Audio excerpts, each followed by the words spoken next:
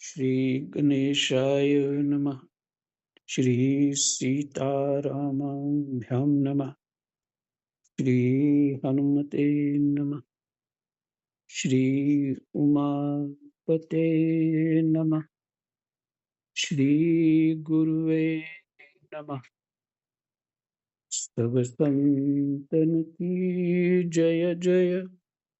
जय जय सीताराम। राधे श्याम।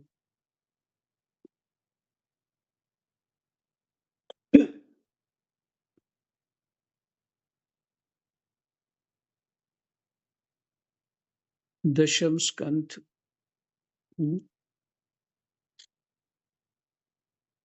और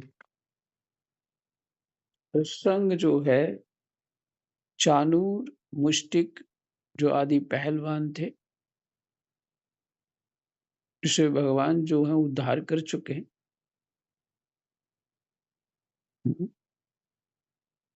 और श्लोक नंबर 29 तक पाठ हो चुका है।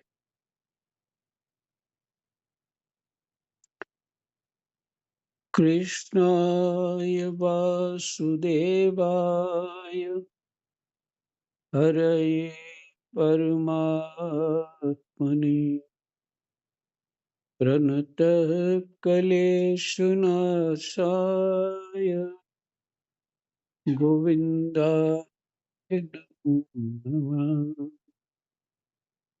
गोविन्दाय नमः।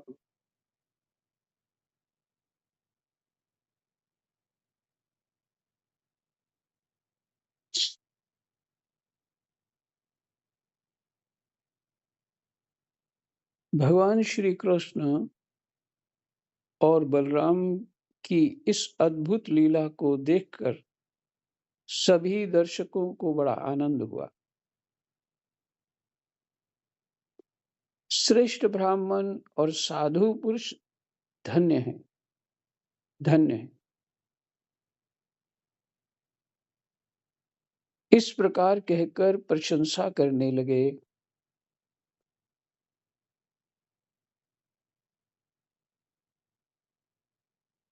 श्रेष्ठ ब्राह्मण और साधु पुरुष धन्य है, धन्य है। इस प्रकार कहकर प्रशंसा करने लगे, परंतु कंस को इससे बड़ा दुख हुआ। वह और भी चिढ़ गया। उसका बलवान हाथी मार दिया, जिसके 10,000 हाथियों का बल था। नहीं, 10,000 नहीं, कुछ भी 10 हाथियों का बल, कुछ ऐसा ही था। ऐसा उसको मार दिया। और मुष्टिक, चाणूर, एक दो और थे, शल और तौशल। इन पहलवानों को मार दिया। कूट, शल और तौशल जो बलवान, विशेष बलवान थे। राजा उन्हीं लोगों को पास रखते हैं जो बलवान, जो दूसरों को अपना कंट्रोल कर सके। तो यहाँ तो एक ही दिन में, थोड़े ही समय में हाथी मार दिया, तो 5 पहलवान मार दिए, बाकी सब भाग गए। तो जो दर्शक थे उनको बड़ा आनंद हुआ कि छोटे छोटे बालक हैं, बड़े बड़े बलवानों को मार रहे हैं। तो सब प्रशंसा करने लगे उन बालकों।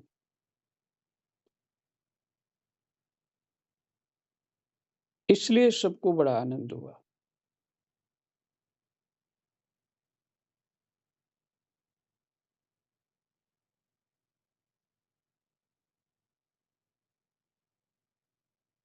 और कंस और भी चिढ़ गए। जब उसके प्रधान पहलवान मार डाले गए और बचे हुए सब के सब भाग गए, तब भोजराज कंस ने अपने बाजे गाजे बंद करा दिए और अपने सेवकों को यह आज्ञा दी, अरे वसुदेव के इन दुष्चरित्र लड़कों को नगर से बाहर निकाल दो।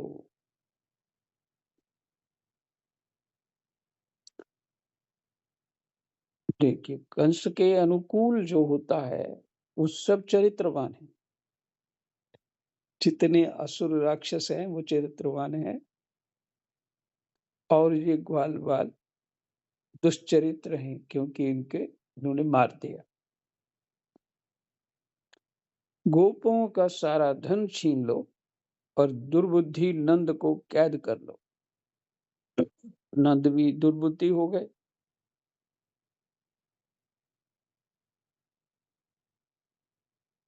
वसुदेव भी बड़ा कुबुद्धि और दुष्ट है।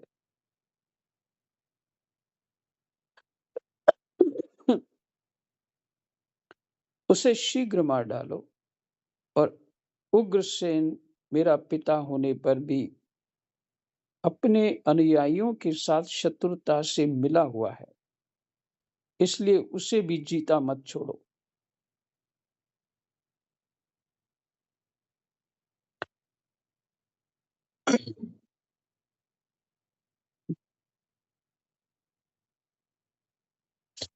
देखिए, बुद्धि तामसिक होती है तो उसके कैसे विचार होते हैं, है ना?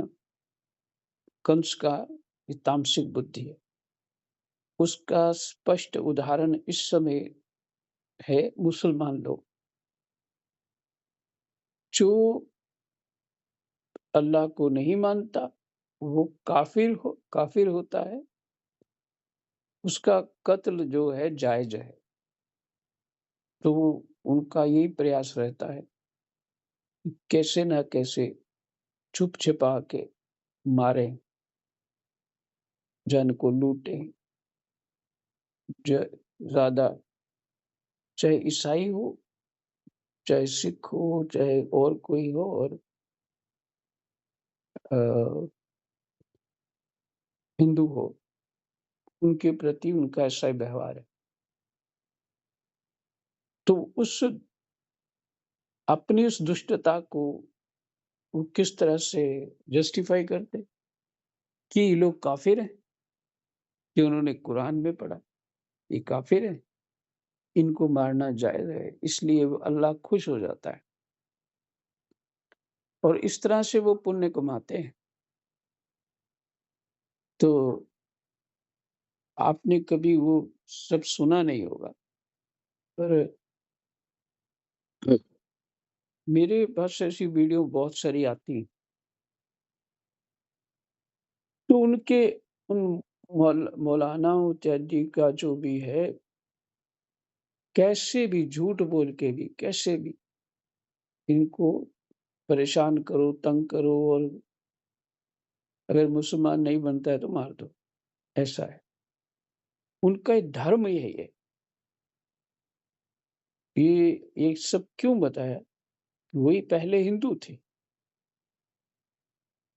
हिंदू थे और कुसंग से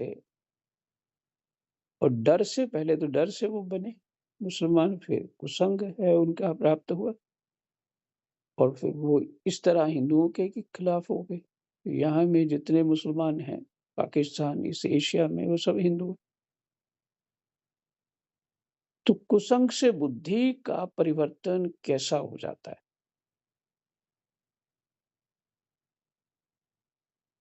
ये कुसंग का प्रभाव है। तो ये तमोगुण है। और तमोगुण क्या होता है? जो सत्वगुण वाला जो कार्य करता है, जैसा खान-पान होता है, जैसा शुद्धि अशुद्धि का उसका भाव होता है, विचारों को भी सदा ही सद्विचार में डुबोए रखना जिसका कार्य होता है, इस सात्विक विशेष होने पर शास्त्रों की समझ आती है। भीतर ज्ञान खुलने लगता है जब सजीव सात्विक विशेष होता है। और इसके विपरीत है तमोगुण। तामसिक व्यक्ति का मन ही नहीं करता इस तरह की जो बात सुन रहे हैं वैसी सुनने का। वो अध्यात्म के साथ नहीं जोड़ता, वो शरीर के साथ जोड़ता है। इससे क्या फ़ायदा होगा? मर के किसने देखा स्वर्ग? ये सब झूठ है, पंडितों का पाखंड है। बाबाओं ने परेशान माने दुनिया को बेवकूफ़ बना के रखा। कोई नहीं है वेद शास्त्र, इस तरह इत्यादि बातें होती हैं।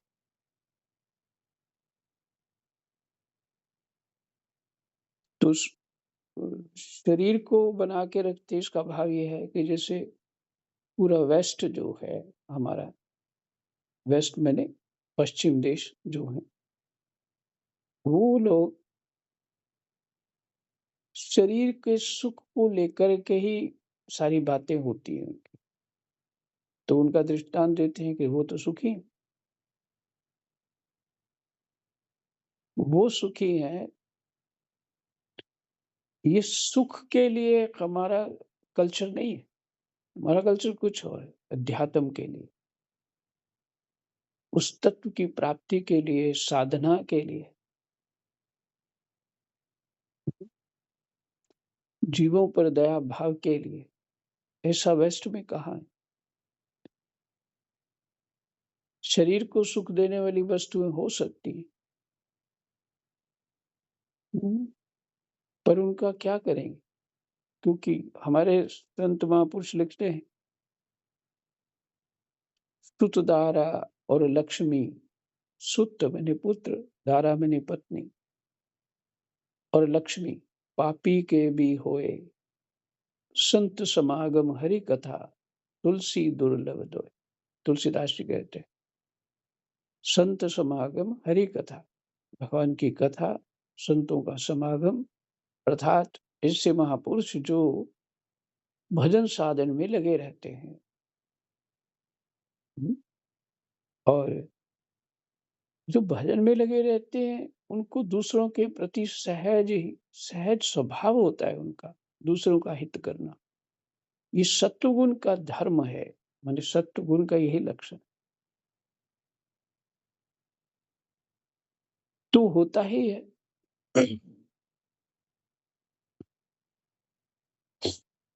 इसलिए जो अध्यात्म को जानते हैं, जो उस मार्ग पे हैं, ऐसा होता ही है। इसलिए उनके प्रति संदेह करना भूल है।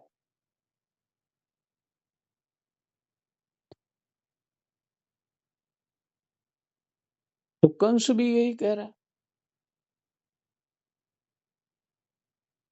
और जो मैं पश्चिम देशों की बात कर रहा था, वो ये था कि उस शरीर को लेकर ही सब कुछ उनका खेल होता है। इसलिए हमारे लोग कहते हैं, अगर ये करने से ऐसा हो जाता तो फिर पश्चिम वाले तो कुछ नहीं कर रहे, वो तो मौज में। अर्थात हमको शारीरिक मौज ही पसंद है, बुद्धि की कोई ज़रूरत नहीं।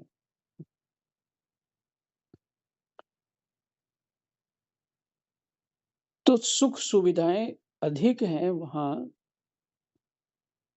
जो शरीर का धर्म पालन करते हैं, वहाँ सुख सुविधाएँ अधिक हैं, चाहे हमारे देश में क्यों न। और ये उचित भी है, क्योंकि जितने सुख सुविधाएँ लोगे, उतना ही शरीर से बंधोगे।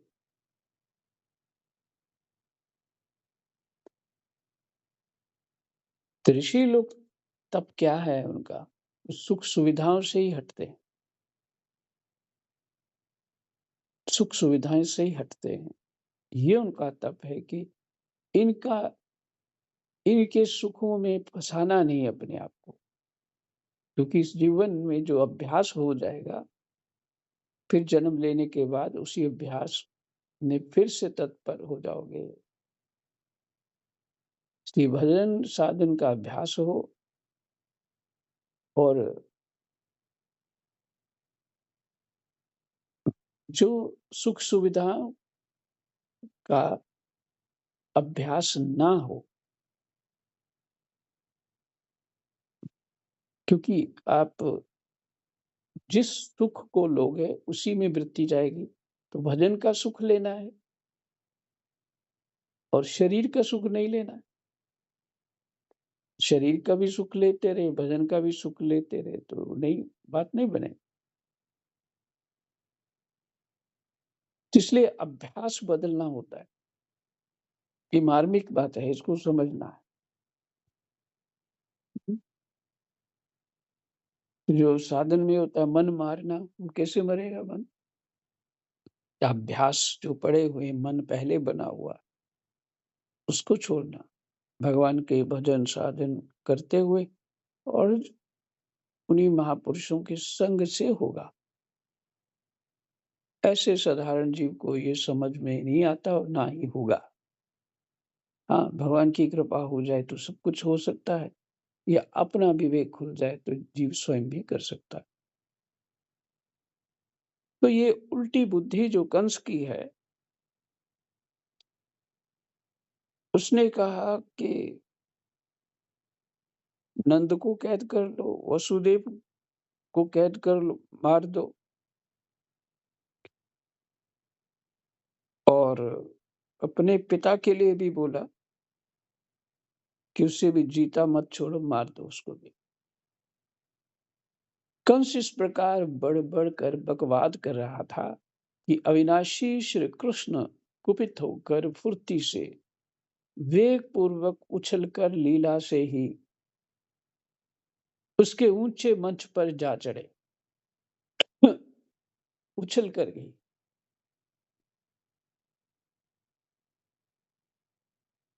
जब मनस्वी कंस ने देखा कि मेरे मृत्यु रूप भगवान श्री कृष्ण सामने आ गए, तब वह सहसा अपने सिंहासन से उठ खड़ा हुआ और हाथ में ढाल तथा तलवार उठा ली। हाथ में तलवार लेकर वे चोट करने का अवसर ढूंढता हुआ पैंतरा बदलने लगा। आकाश में उड़ते हुए बाज के समान वह कभी दाईं ओर जाता तो कभी बाईं बाईं ओर, परंतु भगवान का प्रचंड तेज अत्यंत दुस्सह है। जैसे गरुड़ सांप को पकड़ लेते हैं, वैसे ही भगवान ने बलपूर्वक उसे पकड़ लिया। इसी समय कंस का मुकुट गिर गया और भगवान ने उसके केश पकड़कर उसे भी उस ऊंचे मंच से रंगभूमि में गिरा दिया। फिर परम स्वतंत्र और सारे विश्व के आश्रय भगवान श्री कृष्ण उसके ऊपर स्वयं कूद पड़े। उनके कूदते ही कंस की मृत्यु हो गई। मैंने जो उसका बल था, क्योंकि भगवान, देखिए, ये जो ये शब्द है ना, इसको समझना। फिर परम स्वतंत्र और सारे विश्व के आश्रय, अगर स्थूल दृष्टि से विचार किया जाए, सारे विश्व का आश्रय पृथ्वी हुई। उस पृथ्वी को भी आश्रय देने वाले, और वो कितने भारी होंगे, और वो कंस के ऊपर कूद पड़े। भगवान श्री कृष्ण उसके ऊपर स्वयं कूद पड़े। उनके कूदते ही कंस की मृत्यु हो गई। सबके देखते देखते भगवान श्री कृष्ण कंस की लाश को धरती पर उसी प्रकार घसीटने लगे, जैसे सिंह हाथी को घसीटे। नरेंद्र, अब ये किसने बोला नरेंद्र? ये सुखदेव जी ने बोला। नरेंद्र, उस समय सबके मुंह से हाय हाय की बड़ी ऊंची आवाज सुनाई पड़ी। कंस नित्य निरंतर बड़ी घबराहट के साथ श्री कृष्ण का ही चिंतन करता रहता था। वह खाते पीते सोते चलते बोलते और सांस लेते सब समय अपने सामने चक्र हाथ में लिए भगवान श्री कृष्ण को ही देखता रहता था। इस नित्य चिंतन के फलस्वरूप वे चाहे द्वेष भाव से ही क्यों ना हो किया गया हो, उसे भगवान के उसी रूप की प्राप्ति हुई, सारूप्य मुक्ति हुई, जिसकी प्राप्ति बड़े-बड़े तपस्वी योगियों के लिए भी कठिन है। देखिए, पीछे आपने यही सुना था। क्या सुना था आपने? कि किसी भी भाव से परमात्मा में चित्त लगा दो। जिस भाव से आप लगा सकते हो, चित्त परमात्मा में होना चाहिए। और डर के मारे कंस तो कृष्ण को ही देखता था। कि भृंगी कीट न्याय से इसका उद्धार हुआ। भृंगी कीट न्याय क्या है? वो एक कीड़ा होता है। किसी भी कीड़े को पकड़ के और दीवार में मिट्टी का एक घर सा बना देता है और फिर उसपे कीड़ा डाल देता है और ऊपर मिट्टी लगाता जाता है। जब मिट्टी लगाता है तो वो करते हैं, शुरू कर देते हैं। तो डर के मारे वो भीतर वाला कीड़ा जो है, बाहर वाले कीड़े की स्मृति होती रहती है उसको। तो जब वो बाद में उसको मिट्टी को तोड़ देते हैं या निकाल लेते हैं, तो कीड़ा वैसा ही कीड़ा निकलता है उसके अंदर जो बाहर वाला कीड़ा था। तो इसको भृंगी कीट न्याय कहेंगे। मुक्ति हो जाएगी, परमात्म रूप हो जाओगी। लेकिन शास्त्र कहता है कि प्रेम भाव से परमात्मा का स्मरण होना चाहिए। सेवा बुद्धि से परमात्मा का स्मरण होना चाहिए। भगवान के गुणानुवाद करते रहना ही आवश्यक है। इसलिए भगवान के जो गुणानुवाद में भगवान की विशेष-विशेष महिमा है जो भगवान कैसे हैं, क्या स्वरूप है उनका। हम अध्यात्म पूरा भगवान के गुणानुवाद में यानी भगवान के गुणानुवाद में सत्संग कथा यही है भगवान का गुणानुवाद। तभी प्रेम उत्पन्न होगा।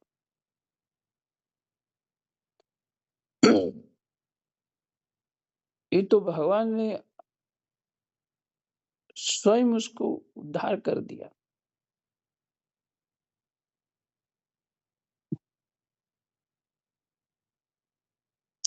गोपियों ने अपनी योग्यता के अनुसार उस कृष्ण को चाहा और वो भी मुक्त हो गई।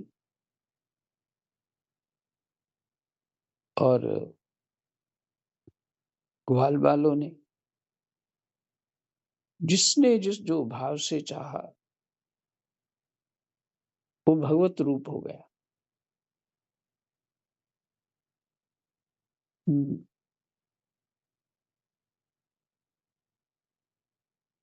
भगवान स्वयं कितना अद्भुत वो लीला होगी कि सुबह निकलते हैं, बंसी बजाते हैं, सभी बाहर आ जाते हैं, दर्शन करते हैं।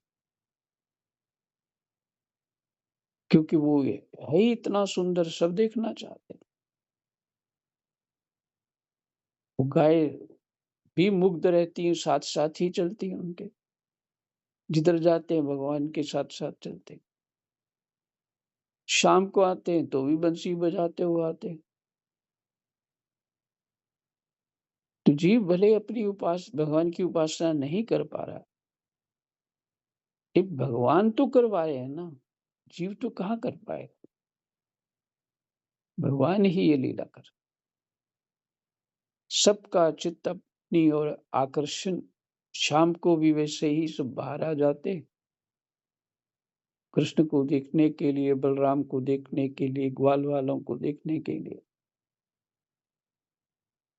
और हमारे यहाँ तो सुबह भगवान की पूजा होती है और शाम को होती है। ये हमारी पुरा संस्कृति है हमारी, अनंत काल से चलती आ रही है।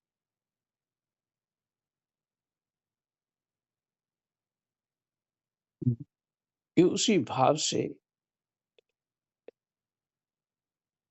उनका भी चिंतन बना रहा। तो गोपियों भी भगवत स्वरूप हो गई, भगवान स्वरूप हो गई और कंस भी हो गया।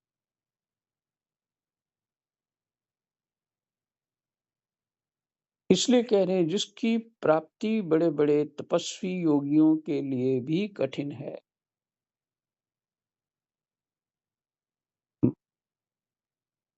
सारूप्य मुक्ति हुई।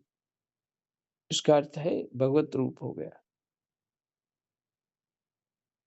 कंस के कंक और न्याय ग्रोथ आदि 8 छोटे-छोटे आदि 8 छोटे भाई थे। कंस के कंक और न्याय ग्रोथ थ ध ग्रोध थ नहीं, ध ध ग्रोध नए ग्रोध आदि 8 छोटे भाई थे। वे अपने बड़े भाई का बदला लेने के लिए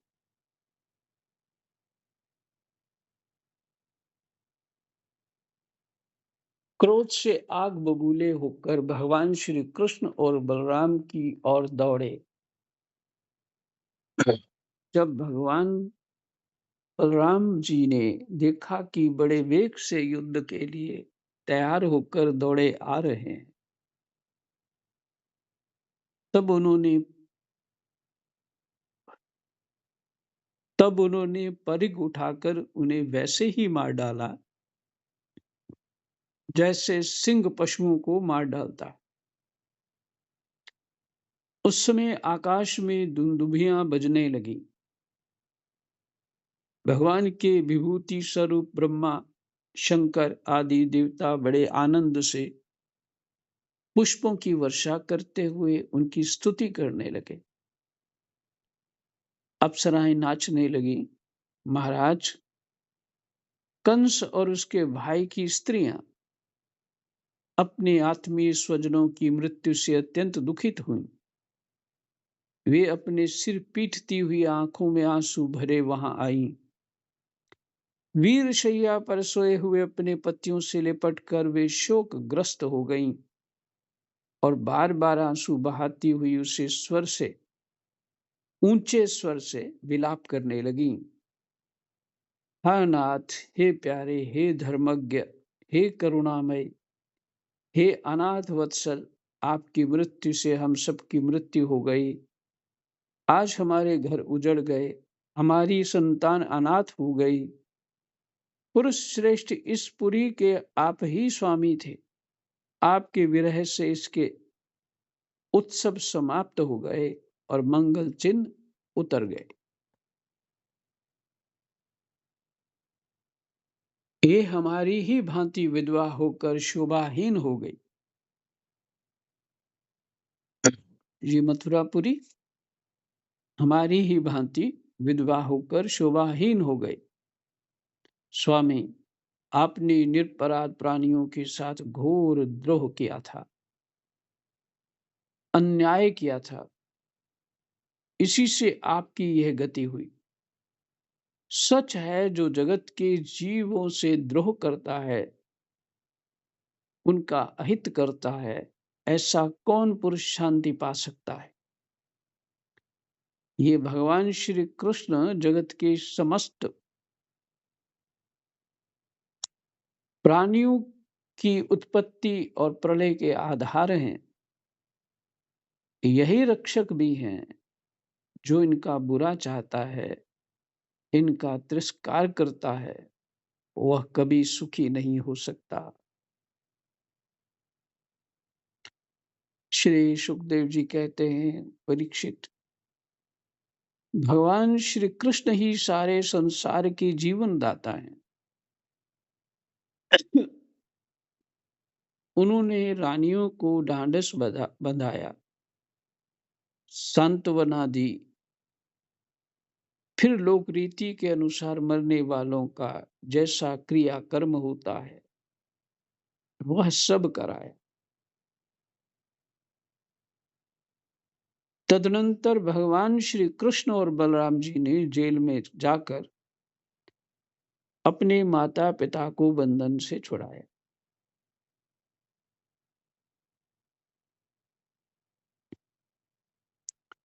और सिर से स्पर्श करके उनके चरणों की वंदना की, किंतु अपने पुत्रों के प्रणाम करने पर भी देवकी और वसुदेव ने उन्हें जगदीश्वर समझकर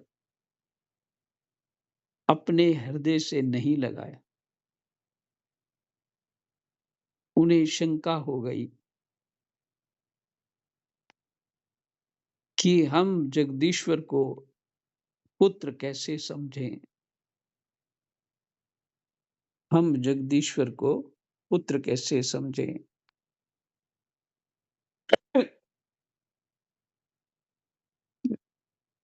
जय जय सीताराम, राधे श्याम।